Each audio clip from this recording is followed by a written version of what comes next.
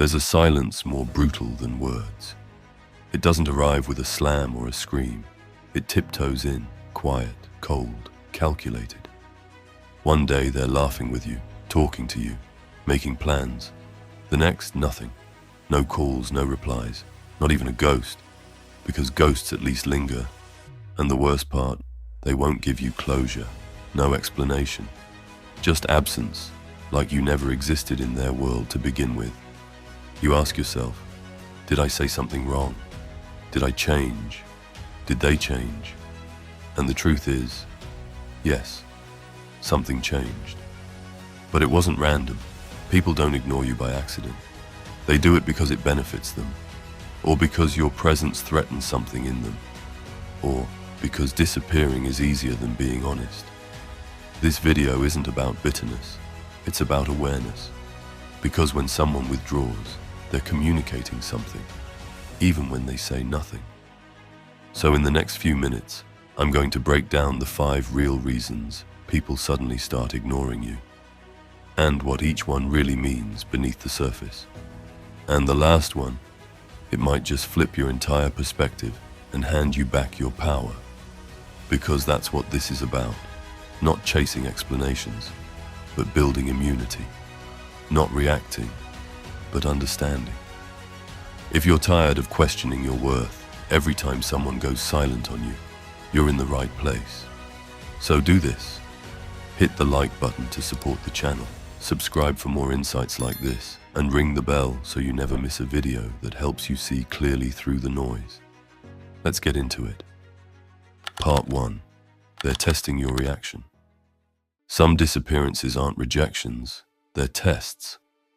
One day they're warm, responsive, maybe even intense. The next, they vanish. No response, no reason. Just a void where the connection used to be. Why?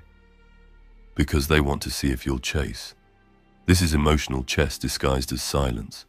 They drop the rope and wait to see if you'll pull harder. It's a game of control, and your reaction is the scoreboard. The second you double text, over-explain, or spiral into, "Did I do something wrong?" they win. You've confirmed their grip over your emotions. Here's where the Stoics would step in. Epictetus taught, "He who needs least from others is the most powerful." Think about that. If someone's silence destabilizes you, you've handed them emotional leverage they never earned. But what happens when you don't react? When the text goes unanswered and you don't panic? When the cold shoulder meets your calm composure? When you simply observe without spiraling? They lose because the silence stops being control and becomes exposure. I've seen this firsthand. Someone I once considered close would always shift cold the moment I got focused on my own path. At first, I thought it was just timing. But when I stopped reaching out, they reappeared like clockwork, friendly, chatty, like nothing had happened. It wasn't real connection, it was emotional fishing. So how do you handle it? Recognize the pattern. If silence always follows your independence, it's a tactic. Don't chase. Not everyone deserves clarification, especially not those testing your self-worth. Hold the line. The moment you stop seeking external validation, you become immune to emotional blackmail. You don't win by reacting. You win by not playing. Part 2. They no longer benefit from you. Some people are committed to you until they're not. And that commitment, it was never to you. It was to the benefits of being near you. You were convenient. You were available. You offered something. Your time, your energy, your attention, your platform, your peace. And the moment they couldn't take anymore, or found a shinier source, gone. No goodbye. Just a silent unsubscribe. Think of it like a charging cable. They plug in when they're drained. They unplug when they're full. And they don't think twice about it, because in their mind, you were never a person. You were a power source. The Stoic Epictetus said, "Attach yourself to what is true, not to what is temporary." People who only show up when they're hungry for something are not connections. They're consumers. And when you stop being easy to consume, when you set boundaries, When you ask for reciprocity, they vanish. Because the transaction is over, and they never intended for it to be a relationship. I've seen it. I've lived it. And I've learned that losing people like this isn't tragic. It's tactical. Because here's what they really taught you. That your energy was never meant to be a buffet. That your time doesn't belong to people who vanish when the plate is empty. And that silence is often the most honest feedback you'll ever get. So how do you respond? Stop chasing those who only chase your benefits. Don't reopen doors you had to close to protect yourself. Invest in mutuality, not manipulation. If they disappeared the moment you stopped giving, they weren't friends. They were renters, and your lease on self-respect just got renewed. Part 3. They've been influenced by others. This one cuts deep, not because they walked away, but because they let someone else steer their exit. You didn't change. You didn't wrong them. But somehow they start treating you like a villain in a story they never bothered to confirm. Welcome to the slow rot of second-hand judgment. One moment they're close, familiar, warm. The next, distant, cold, strange. No confrontation, just erosion. The Stoics warned us about this. Marcus Aurelius wrote, "The opinion of 10,000 men is of no value if none of them know the truth." But most people don't chase truth. They chase consensus. They'd rather believe a rumor if it fits their narrative than ask you directly, because confronting you takes courage, and being influenced takes none. These are the people with minds like leaves, blown by whichever gust is loudest. Maybe someone whispered something behind your back. Maybe they got jealous and decided to poison the well. Maybe you became inconvenient to someone, so they rewrote your character in someone else's mind. And now here you are, paying the price for a trial you were never invited to. But here's what you don't do. Defend yourself endlessly to the misinformed. You don't beg for clarity from people who've already handed over their thinking to someone else. You stand where you are, with clarity, calm, and character. Because anyone who can be talked out of your presence was never truly anchored to it. So how do you move? Don't plead, don't over-explain. That's not pride, it's preservation. Watch how they leave. The ones who believe gossip without verification are showing you their bandwidth for truth. Let the lie do its job. It exposes the gullible. Seneca said it best. Associate with those who will make a better man of you. That doesn't mean those who make you feel safe. It means those who think for themselves. Let the manipulated drift. Let the weak-minded vanish.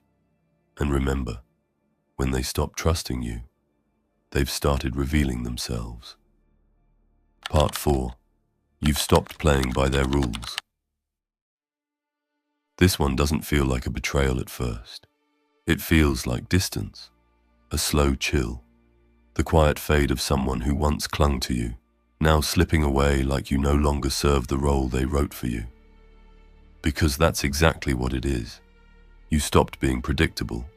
You stopped being pliable. You stopped being theirs. You broke the script. And that's a problem for anyone who only respected you as long as they could control you. Some people are addicted to power, not the grand kind, but the subtle kind. The kind that comes from making you second-guess yourself, walk on eggshells, explain every decision, feel guilty for having needs. Let's make it real. You were dating someone who expected your whole world to orbit theirs. At first, it felt like love, constant connection, always checking in, always us. But slowly, it became emotional choreography. You were only allowed to have peace if you agreed, only allowed to be heard if you said what they wanted. Every boundary turned into an accusation. Every no became a fight.